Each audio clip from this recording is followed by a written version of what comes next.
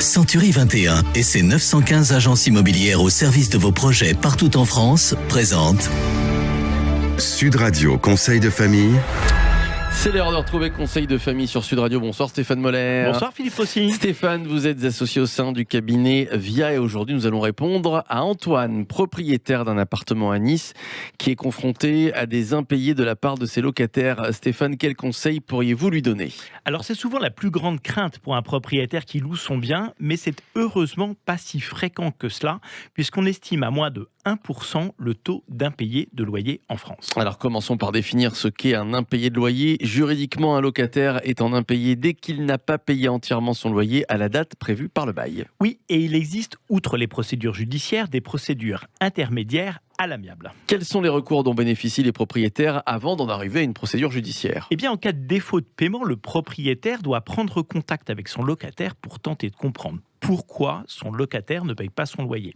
Il peut lui proposer de mettre en place un échéancier pour régulariser la situation ou, si le locataire se trouve dans une situation financière délicate, envisager la résiliation du bail à l'amiable. Si la résiliation amiable est impossible, Stéphane ? Eh bien, la procédure est la suivante. Le propriétaire doit envoyer en premier une lettre simple de rappel et si celle-ci reste sans effet pendant 15 jours, il enverra à son locataire une mise en demeure de paiement avec par recommandé.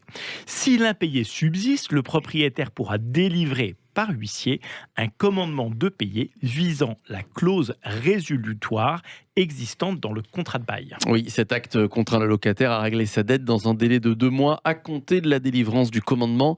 Mais si malgré les rappels de paiement, le locataire ne paye pas ? Eh bien, tout dépend de la situation du propriétaire. S'il a souscrit une assurance contre les loyers impayés, il doit prendre contact avec son assureur le plus en amont possible pour obtenir remboursement des loyers. L'assureur prendra le plus souvent en main le recouvrement des loyers. Combien coûte une garantie loyer impayé ? Ça dépend des garanties, mais en général, on tourne autour de 3% des loyers perçus. Et comment actionne-t-on la caution d'un garant ? Alors, s'il y a un garant, le propriétaire doit s'adresser à cette personne pour récupérer les loyers impayés. Là aussi, il faut prévenir le garant très en amont. Mon conseil est de mettre le garant en copie du premier courrier recommandé au locataire. La procédure juridique est donc en tout dernier recours. Oui, si ces procédures intermédiaires échouent, le propriétaire peut saisir le tribunal d'instance pour tenter de récupérer ses loyers ou pour entamer une procédure d'expulsion.